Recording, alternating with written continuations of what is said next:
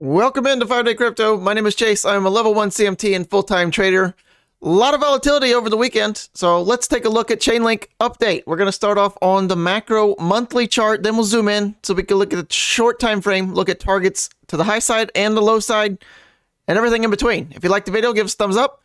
If you want more help navigating these markets, access our private Telegram alert group. You can stay on top of all the latest tips, tricks, and flips. Let's get right to it. Chainlink on the Gaussian, right? The monthly, we wicked all the way down to the 21-month EMA.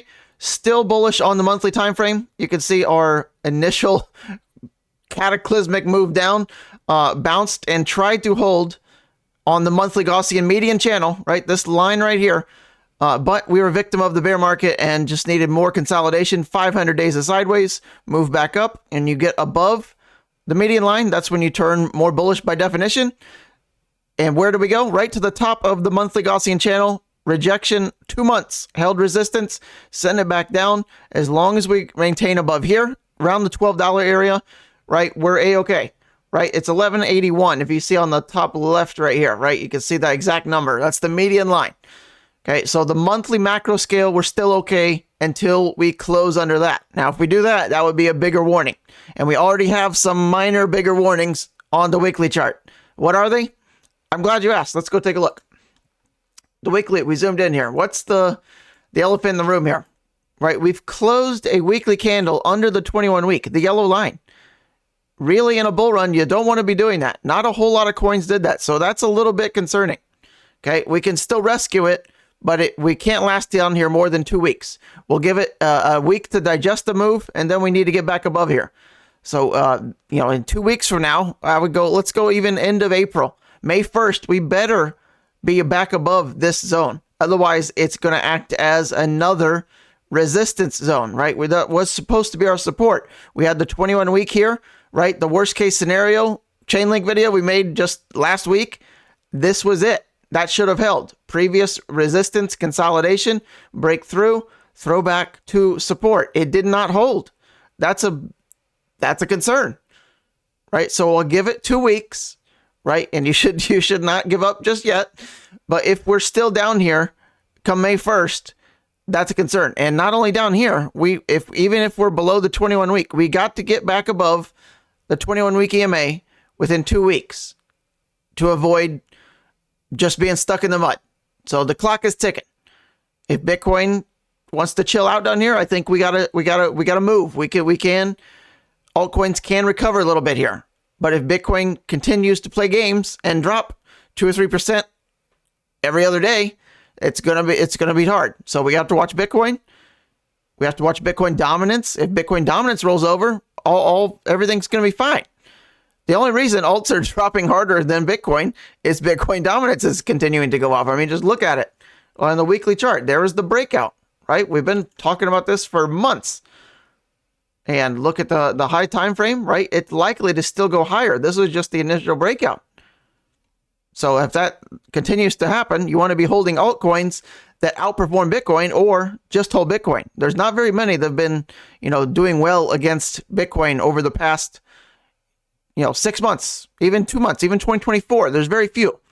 Off the top of my head, Fetch, Solana, those are 2 great ones, right? Go look at those charts against Bitcoin. They're doing well, better than most or all. Going back to Chainlink, right? We have our work cut out for us. We did not enter the Gaussian channel on the weekly. If we did that, that would be a pretty devastating blow. You don't want to be doing that, right? Did we do that all last cycle? No, but we did get damn close, like we just did, right? But look what came next. So don't lose sight. We could be here. We could be here. Might not be there at all. Might be abracadabra and we're not going to see nothing. We don't know yet, but we have our line in the sand. We got to get back above that zone, and namely the 21 weeks. So follow that. And that's what we're watching for this week. Let's zoom way in to the daily.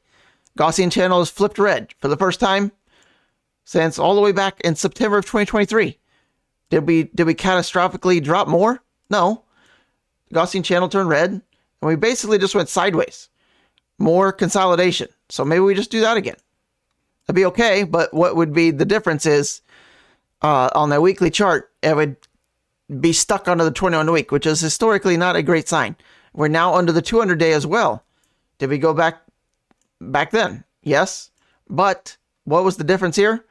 We were still in our tail end of our bear market, right?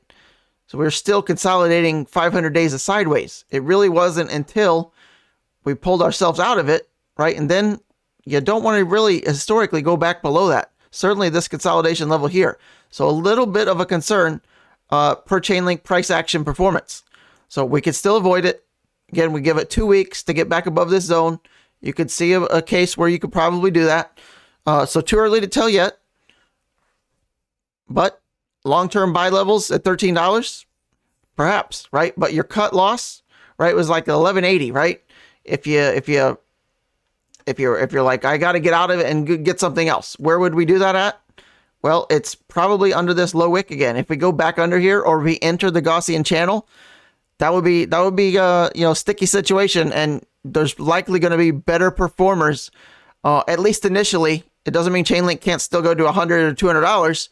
It would just likely mean it's slower to take off because this Gaussian channel tends to kind of hold you in it if you get it into there. And those odds increase if we stay under here for more than a couple of weeks. So that's kind of our warning. To the high side, step one, let's get back above the 21 week and clear these highs. Step two, right, we still have them here. Just take out this high candle. There's the high close. There's the high wick. That's remained the same for weeks now, right? So that's what we're looking at. To the high side, climb out, claw back. We have step one here, step two, step three, and then blue skies ahead. Darkest before the light, perhaps. But this is, Chainlink did this last cycle too, right? Big move up, came all the way back down, right under the 21 week, held it here a little bit, did it even again, right to the 50 week, right? Which is where we are now. So not that abnormal, right? But what is different is we did close a candle. Put on closing prices. You can see no closes below the 21 week. We did close below the 21 week. That is a warning here. All right. So doesn't mean we have to cataclysmically fall. The warning means it could be a slower mover once, said alt season starts. If alts are going to explode this cycle, it might be a slower move because of that. That's all. Right. All right. Hopefully you found that somewhat helpful. Quote of the day. Let each thing you would do, say, or intend be like that of a dying person. If we could all just live a little bit more like that every day, the world would be pretty great. All right, let's get to our car of the day. Slightly zoomed in here. There we go. Pretty amazing. And the Chainlink blue. It's like a perfect match, really. We're just missing the logo here. All right. Bugatti Chiron in the up close version. There we go. All right, I'll see you on the next one. Blue shirt, blue car, blue sign, blue room. Just general blues. No pun intended.